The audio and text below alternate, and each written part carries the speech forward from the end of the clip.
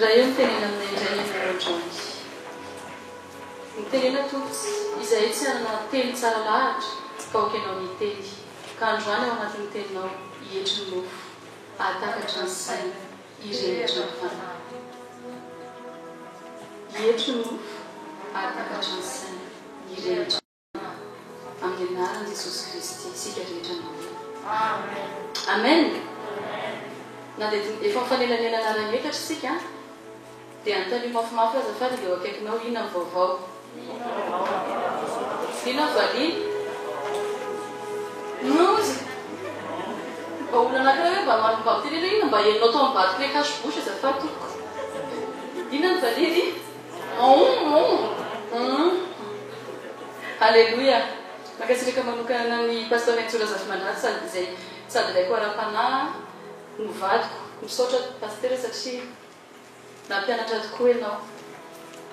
misaotra ny amin'ny fampianaranao rehetra sy mifampiorenanao anay ara-panahy na tonga nanantany anao te hoe vaovao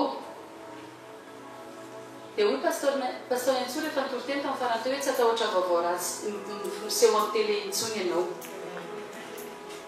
Dia izy koa tsika tsika amin'ny Korintiana voalohany toko faharoa andiny fasivy Korintiana voalohany toko faharoa andiny fasivy amin'ny anaran'i Jesosy. Fa araka ny voasoratra hoe izay mbola tsy hitan'ny maso ary tsy mbola reny sofina nandritra tao am-pon'ny olona na inona no efa namboarina n'Andriamanitra ho an'izay tia azy. Avekondray fa araka ny voasoratra hoe izay tsy mbola hitan'ny maso ary tsy mbola reny sofina nandritra tao am-pon'ny olona na inona no efa namboarin'Andriamanitra ho an'izay tia azy. Ny zavatra mbola tsy hitan'ny masonao dika zany zavatra vaovao. Ka rehefa manontanianao le olona teo akaikinao hoe ina vaovao dia navarina hoe ny teneniny fa misy vaovao. Andriamanitra dia te hanao zava-baovao foana eo amin'ny fiainantsika. Fa maninona izy ny teny ny Baiboly ny teny hoe avaozin'Andriamanitra isamaraina ny famindrampony. Isan'andro zany dia misy zava-baovao eo amin'ny fiainanao. Mety hoe ianao hoe niomaly tsy niova amin'ny fiaina diso. Manomboka androany mpy ny fiangonana fonona tsy mahazo miteny an'izany intsony. Satria tena manao zava-baovao eo amin'ny fiainanao Andriamanitra. Isan'andro manao zava-baovao eo amin'ny fiainanao izy. Ifonako ao an'izay manana Baiboly amin'ny teny frantsay no afaka maheno anazy fa amin'ny teny frantsay no tena malaza azy kokoa. Lioka toko faefatra andiny fahavalo ambin'ny folo Luc 4:18 Lioka toko faefatra andiny fahavalo ambin'ny folo amin'ny anaran'i Jesosy Kristy manao hoe l'Esprit du Seigneur est sur moi parce qu'il m'a oint pour annoncer une bonne nouvelle aux pauvres. Il m'a envoyé pour guérir ceux qui ont le cœur brisé, pour proclamer aux captifs la délivrance et aux aveugles le recouvrement de la vue, pour renvoyer libres les opprimés. Amteny gasy izy dia miteny fotsiny izy hoe filazantsara, fa amteny vahiny izy dia miteny izy hoe bonne nouvelle. Mety misy vaovao ratsy tokoa mety miseho araka ny teny pasteur Netsura tamin'ny toriteny farany manodidina anao, fa zany teny anao amin'ny alananao tamin'ny alanan'i Jesosy Kristy dia tonga ilay bonne nouvelle. Eo amin'ny fiainanao tadidio misy zavatra tsara vaovao foana. Somary andehandeha kely satria voafefely ny fotoanantsika. Ny zavatra mety hiteny ianao rehefa avy eo fa ho avy amin'izay ny zavatra rehetra mbola ho avy dia tadidio tsara fa mbola ho zava vaovao. Ny zavatra rehetra mbola tsy hitanao mbola zava vaovao. Raha mamaky ao anaty Baiboly ianao dia miteny izy hoe manaova fira vaovao. Tsy voandroany ianao mihiran'ilay hoe mahay manao mihoatra fa mihiran'iny ianao manaova fira vaovao. Ao anatina fo vaovao. Fomba fijery vaovao. Ity resaka varan'arety ity dia nanova ny fomba fijerintsika ho tonga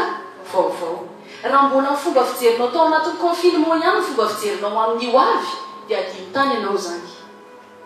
Tian'Andriamanitra mihitsy hisokatra amin'ny masontsika hoe ilainareo ny reto le mivavaka e, ilainareo ny reto ahy. Zaho no tena nanova ny fomba fijeriko an'Andriamanitra le izy. Tsy haiko ianao. Nanova ny fomba fijeriko ny ankohonako, nanova ny fomba fijeriko sy ny famahoako ny zavatra rehetra. Nisy taona ny teny tamin'ny Naravavy sy ny teny tamin'ny tao an-trano hoe zaho andeha anamboatra koki dia amidiko le koki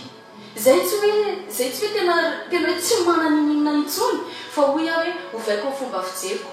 zay zavatra vitan'ity tanako ity mavita zava-baovao ty isan'andro zao ny antaniko anao mitovy any zavatra vitanao omaly ve nataon'ity tananao ty androany mitovy ve na travail à la chaîne na raha miasanao na vita zava-baovao ianao isan'andro san'andro za manonona hoe isy fiainana vaovao ao anatin'ny tokantranonao isy fifankatiavana vaovao ao anatin'ny tokantranonao isy fifampitondrana vaovao ao anatin'ny tokantranonao isy fifanajana sy fiarahamonina tsara mihoatra lavitra vaovao ao anaty tokantranonao dia teneny leo akaikinao hoe tia vao ianao tsy isika ireny tia vao Andriamanitra tia vao tonga izy hitondra fiainana vaovao adinoa izy ho avy any amin'iny aho adineo izy ny zavatra taloha fa indro ireo tonga vaovao hitanao io oleo akaikinao io natonga io nalasa nanana fiainana vaovao satria nandray avy amin'Andriamanitra izy ao amin'Andriamanitra rery ny ahitanao zavatra vaovao dia raso a tsy afaka nitovy amin'ny tany teo aloha intsony ianao raha teo tonga olo-baovao tsy afaka nitazona le toetranao teo aloha ianao raha teo tonga olo-baovao raha ohatra ianao ka olona kizitina be teo aloha dia tsy maintsy raha teo tonga olo-baovao ianao tsy maintsy olona feno fifaliana ianao amen dia tia ny mahafinaritra Andriamanitra dia tena tia vao tia zava-baovao satria na ny olony ary rehefa hovaingy rehefa tahiny dia omeny anarana vaovao Abrahama ozy izy ny anarana taloha dia novainy hoe Abrahama anarana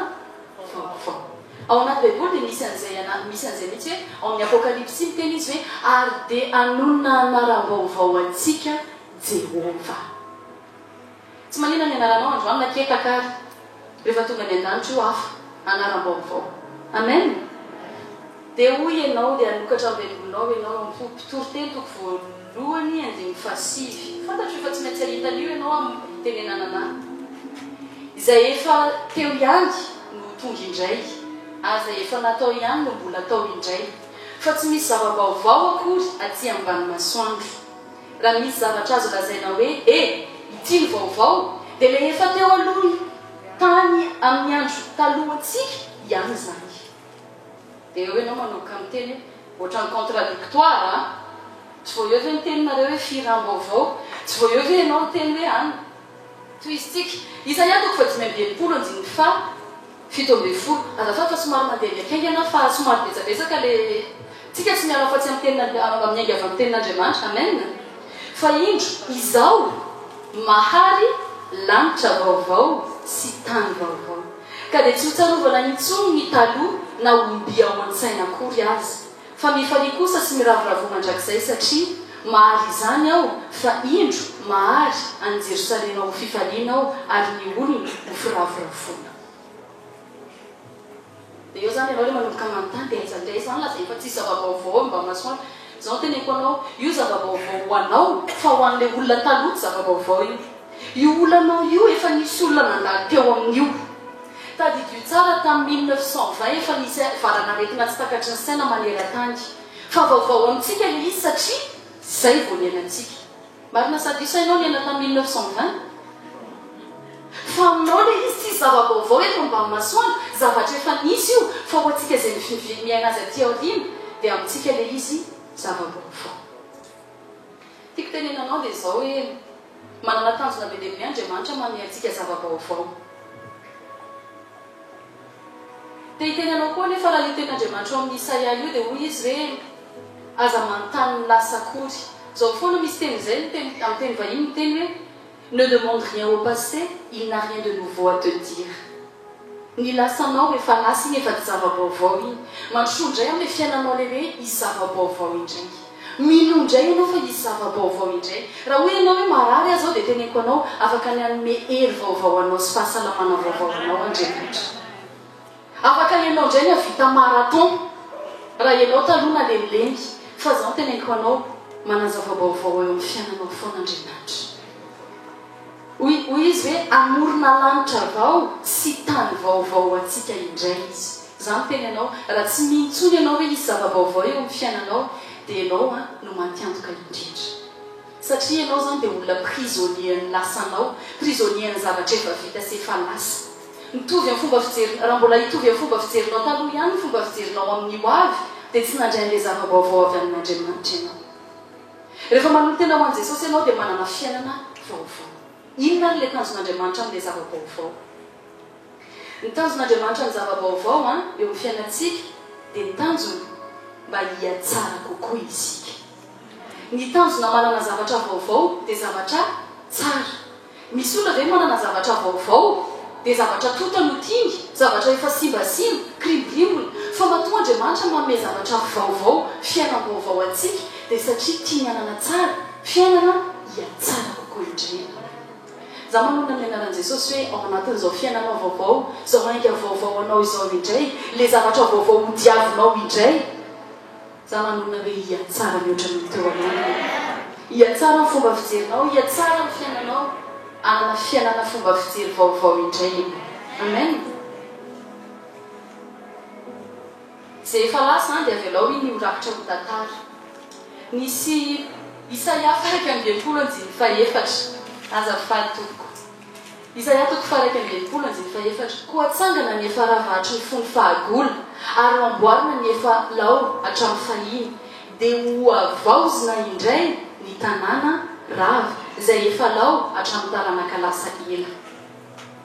matoa Andriamanitra manao zava-baovao eo amin'ny fiainanao dia tia hanangana anao indray izy hoy izy hoe hanangana ny efa rava ny inona zavatra efa rava teo amin'ny fiainanao ny tanjon'Andriamanitra afaka ny hanangana an'ilay efa rava indray izy atonga n'izany ho vaovao amin'ilay version mbola tsy hitanao mihitsy ianao taloha 1.0 ianao le fiainana vaovao ianao 2.0 raha za zany dia za zany le Sandra version 2.0 ahola nisy tona ny zavatra tena nafinaritra anazy any teny amin'ny pasteur atao an-trano hoy izy hoe raha tianao tantara vaovao ianao dia tsy manangana eo amin'ny tolo sy ny taloha efa tolo sy taloha dia hoy izy tsy eo ambonin'ny tantaran'ny olona no anangananao tantara vaovao manjary manimba ny tantaran'ny hafa ianao dia mbola hoy pasteur Entso zay hoe ny tantara tsy fanimba fa fanohy fa manombo manohy ho tsara lavitra ny olo teo aloha ny fiainanao ray manontolo tena nafinaritra anazy ny tenenin'izay hoy izy hoe tsy voatery mandrava ianao zay vao hanana zavatra tsara tsy voatery manimba fiainan'olona sy mandrava fiainan'olona zay vao mahazo zavatra tsara tsy voatery manao ohatra ny hoe ifona tsy voatery manao ratsy ianao zay vao avy zavatra tsara fa ny afahanao manao aza mieritreritra le taloha ka zany hoe taloha tena traumatisé zany hoe taloha ifona Joyce Meyer dia vehivavy tena hoe tamin'ny fahazazana dia naolany dalany foana izy fa miteny ianao tsy navelany tsy namboariny teo amin'ny zavatra taloha ny fiainany ho avy fa namboariny teo amin'ny fiainany hoe afaka hanangana fiainan'olona izy hitanao ny zavatra taloha tsy afaka niovainao reny fa manangana amin'ny fiainanao vaovao un nouveau départ ainga vaovao indray amen Matthieu 6:19 amin'ny anaran'i Jesosy ary tsy misy olona manampy na lamba tota amin'ny tampon-damba tsy mbola voalona fa ny vaovao izay natampona dia androvotra ny lamba ka hitatra ny tritra ary tsy misy manisy divay vaovao ao anatin'ny sy ny hoditra tota raha izany dia ho tritra ny sy ny hoditra ka ho raraka ny divay sady ho simba ny sy ny hoditra fa ny sy ny hoditra vaovao no asiany olona divay vaovao dia miara-maharitra izy roa tongava olo vaovao raha ohatra ianao ka tsy vonany ianao ainga vaovao raha ohatra ka eo foana ianao hoe mampatahotra zany dia ivonina anao zavatra vaovao mbola tsy natao hatramin'izay hozy izy pasteur zay hoe tiany efa lalana masaka fa za miteny ianao raha tia hita ny tanan'Andriamanitra hiasa fomba vaovao eo amin'ny fiainanao indray ianao manana finoana vaovao zay mbola tsy nanananao hatramin'izay raha ohatra ianao tia hita ilay zavatra vaovao mila toetra vaovao mila fahavononana vaovao mila fitiavana vaovao aza atao mitovy an'ilay fitiavanao tamin'ny engaka ny an-trano ny fitiavanao rehefa tonga ny an-trano ianao vao mahita raha hatramin'izay nareo tsy mifanao bizo toa dia ataovy bizo ny vadinao hatramin'izay ianao tsy namihana ny dada sy ny eny rehefa tonga ao an-trano aloha le masika sy le akanjo rehetrarehetra sy ny any dia fihino izy manana fomba fisainana vaovao tonga Andriamanitra dia manana zava-baovao mba haharitra matoa Andriamanitra manome anao zava-baovao dia tia miharitra tsara mihoatra lavitra kokoa no le teo aloha iny izany tia hividy zava-baovao zany aleha mahatonga ny olona tsy tia le zavatra vita sinoa satria raha zay fa tsy maharitra vaovao ihany fa tsy maharitra fa za miteny ianao miaraka amin'Andriamanitra tsy mety hopotika sy rava zany ny azy matoa izy anome zavatra anao vaovao dia dikan'izay tia haharitra le izy fa tahaka ny lanitra vaovao Isaia 4:22 fa tahaka ny lanitra vaovao sy ny tany vaovao izay atao no haharitra eo anatrehako hoy Jehova dia toy izany no ary-tantaranareo sy ny anaranareo Luka 4:20 ity kapoaka ity no fanekena vaovao amin'ny rako izay ahidina ho anareo jereo ao anatin'ny baiboly io fa feno zava-baovao ianao fe tsy natsikatra an'izany hoe ianao rehefa mamaky baiboly dia efa teny efa hitanao fa rehefa miverina mamaky anazy ianao dia izy hoe ohatrany vaovao amiko ity za ro teny ianao ain'Andriamanitra manavona zavatra rehetra amin'ny fiainana le zavatra efa nampahory anao taloha hitanao na ny ankohonana efa rava ain'Andriamanitra mahatonga azy vaovao rehetra Andriamanitra dia manavona fanekeny amintsika satria Andriamanitra dia te hanolotra ny zavatra rehetra tsy mety tany aloha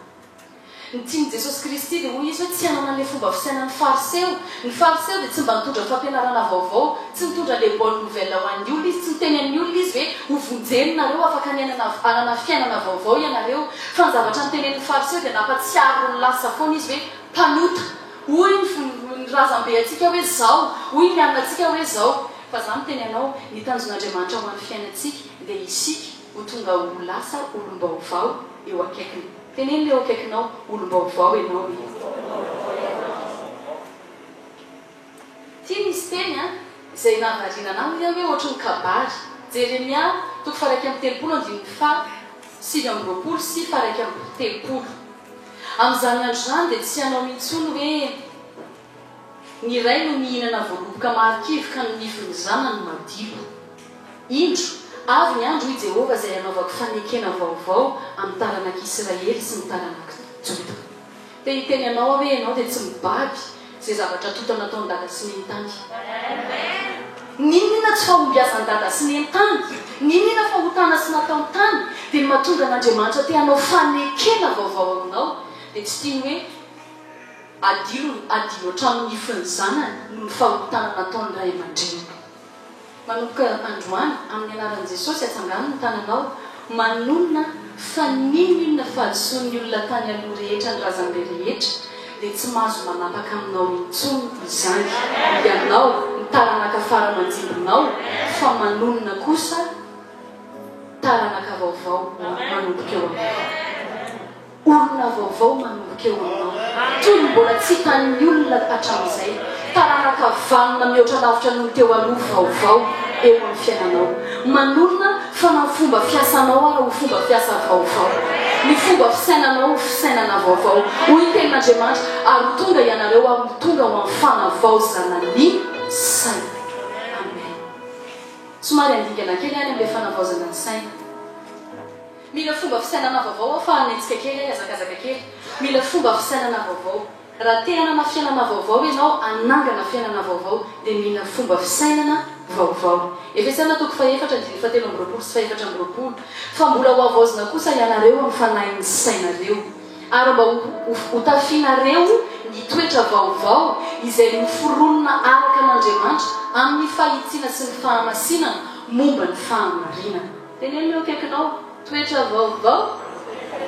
fitafy vaovao teneny izy hoe za tsy manana fomba fisainan'ny fariseo hoe fa za manana fisainana vaovao za manana ny anaran'i Jesosy Kristy ho tonga aminao ane le fanavaozana amin'ny saina vaovao za miteny ianao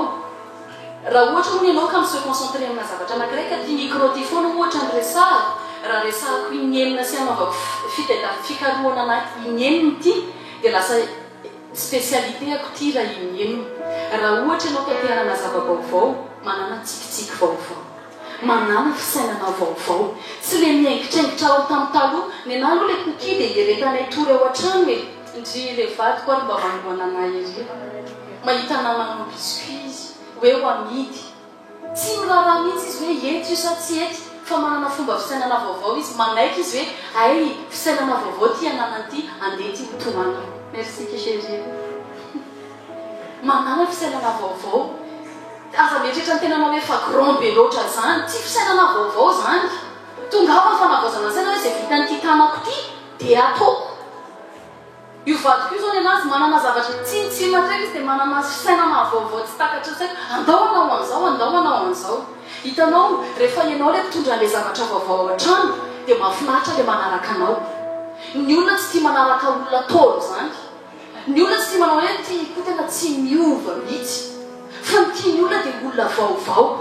kristianina vaovao amen amen raha te hianana fiainana vaovao ianao dia mila manana fo vaovao fana vaovao Ezekiel toko faharoa ambin'ny folo andiny fahasivy ambin'ny folo dia omeko fo iray izy ary asiako fanahy vaovao ao anatinareo ary esoroko amin'ny nofo ny fo vato fa omeko fo nofo izy andiny faharaiky amin'ny telopolo esory ho afaka aminareo ny fady esory ho afaka aminareo ny fahadisoanareo rehetra izay nataonareo ka manaova fo vaovao sy fanahy vaovao anareo fa nahoana no faty anareo hitaranak'Israely Ezekiel toko fahaenina amin'ny telopolo andiny fahaenina amin'ny roapolo ary omeko fo vaovao ianareo ary fanahy vaovao no ataoko ao anatinareo ary esoriko aminareo ny fo vato fa omeko ho fo nofo ianareo be dia be le zavatra vaovao te hitenenao fotsiny hoe te hanomana zava-baovao eo amin'ny fiainanao Andriamanitra tsy tiantsony ianao hitanisan'ilay zavatra efa very taloha tsy tiantsony ianao hitanisan'ilay zavatra tsy vitanao taloha fa tiany ianao anana hainga vaovao indray za manona amin'ny anaran'i Jesosy hoe anao zava-baovao eo amin'ny fiainanao sy ny ankonanao indray ny Andriamanitra hoy ny ten'Andriamanitra ao amin'ny Hagai toko faharoa andiny fahasivy hoe ny voninahitry ny tranonao any am-parany dia ho lehibe mihoatra lavitra noho ny tany aloha anao zava-baovao eo amin'ny fiainanao any Jehova le zavatra le teneniko anao tamin'ny voalohany indrindra neny mitateraka aminao sy ny ankohonanao dia ity le izy hoe izay mbola tsy hitany maso izay mbola tsy reny sofiny mbola ny vaovao mbola tsy reniny olona hatramin'izay mombanao izay mbola tsy hitany maso ny olona hatramin'izay teo amin'ny fiainanao izay mbola tsy niditra tao am-pon'ny olona akory na inona no efa namboarin'Andriamanitra ho anao izay tia azy hitanao ny vaovao farany ny olona taminao mety ianao le tsy nandresy fa manona amin'ny anaran'i Jesosy ary rehefa hiresaka momba ny fiainanao ny olona dia ianao le fiainanao vaovao no tsara le vaovao tsara le vaovao mahafaly isaky ny ahenao ny momba ny fahombiazana momba ny taranaka ao ny olona dia hoy izy ireo hoe tena taranaka vaovao hafa mihitsy ny taranaka tsy mitovy amin'ny tanty ny tantan dalabe bebe fa hoy izy rehefa mahitanao hoe olona vaovao mahita ny toetranao ho vaovao izy ny fonao ho vaovao ny fitafinao ho vaovao fitafy ara-panahy fitafy ara-nofo dia ahita izy fa Andriamanitra velona ny Andriamanitra ahitany ny olona eo amin'ny fiainanao fa misy fanekena vaovao amin'Andriamanitra ny fiainanao ahitany ny olona eo amin'ny fiainanao fa misy zava-baovao manin'Andriamanitra indray eo amin'ny fiainanao za manona ny anaran'i Jesosy Kristy fahatakarana vaovao eo amin'ny fiainanao rehefa anao zavatra ianao dia anana renouvellement de l'esprit ny tenenin'ny baiboly amin'ny teny vazaha ny teny vahiny dia za manonona hoe mitateraka aminao anie zany olona anana hevitra tsara ianao eo amin'ny fiainanao anana ho avy vaovao tsy takatry ny saina ianao ny rina pronostika ny fahavalo sy ny devoly teo amin'ny fiainanao ireny efa olona efa lasy reny fa ho tonga vaovao ny fiainanao ndao tsika hivavaka ray eo misotranao zay avaozinao ny samaray ny herin'ny famindram-ponao manona Andriamanitra fa eo amin'ny fiainan'olona tsirairay avy amin'ity herinandro ity fotsiny ihany dia hita izy fa manana planina vaovao eo amin'ny fiainan'olona manona Andriamanitra fa hitany tsiro izany zava-baovao aminao zany izy misaotra Andriamanitra fa ianao tsy manome anay zavatra tota zavatra ratsy zavatra efa rimborimbony fa ny zavatra omenao an'olonao androany dia fananganana vaovao indray